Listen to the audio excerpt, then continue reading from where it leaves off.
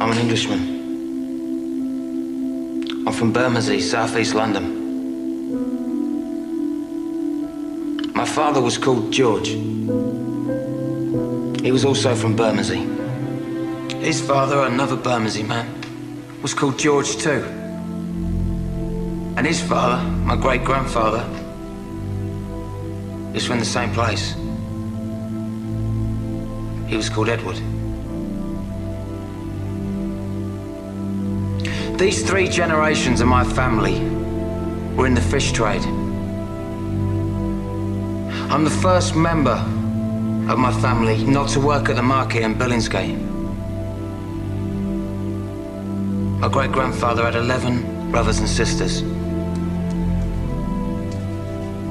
They all married, except one. They had 43 children. Of these, 37 married. And between them, they had a further 159 children. One of those was my father. I don't know exactly how many of his generation married or exactly how many children they produced. I've so far tracked over 200 of them. Many still live in Bermondsey. Some are still in the fish trade. There are 7 called George and 5 called Victoria. I stand here in front of you as a representative of all of them. And I ask in their name the great question put by our patron, Mr. Powell. What do they know of England who only England know? Or what can my family who come from England, who lived in England, who know only England, say of this, our country? Mr. Powell once spoke of the destruction of ancient Athens and the miraculous survival in the blackened ruins of that city of the sacred olive tree, the symbol of Greece, their country. And he also spoke of us, the English, at the heart of a vanished empire, seeming to find within ourselves, like one of our own oak trees, the sap rising from our ancient roots. And he said, perhaps after all, we who have inhabited this island fortress for an unbroken 1,000 years, brought up, as he said, within the sound of English birdsong, under the English oak, in the English meadow, beneath the red cross of St. George, it is us who know most of England.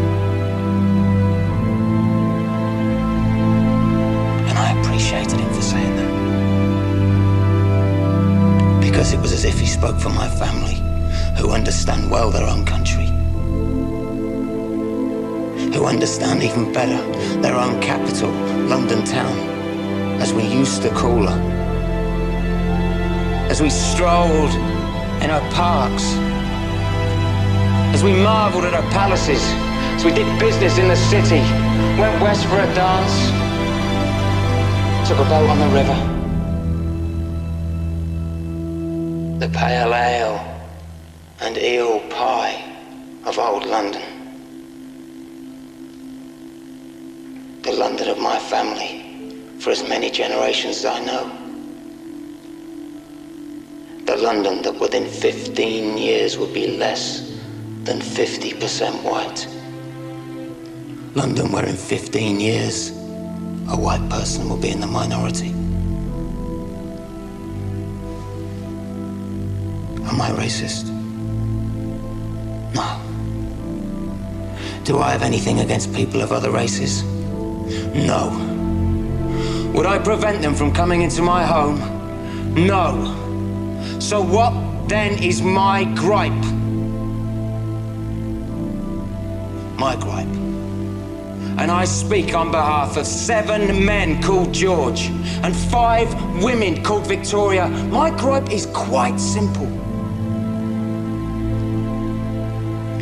My gripe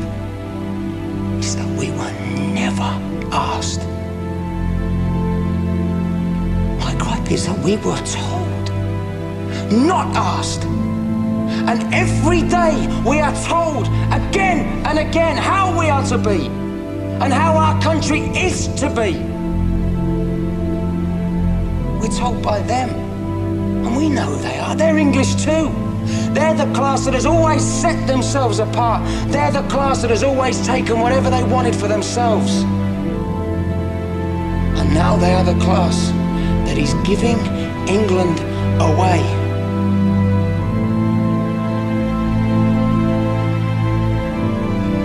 They have never asked us, and they never will.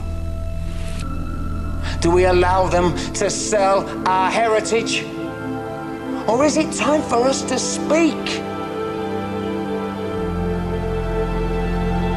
To speak.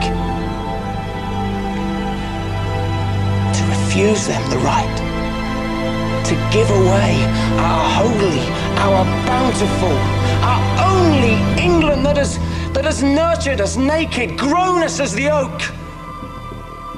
Is it time for us that England know to come yet again and defend our country with our fire, our fists?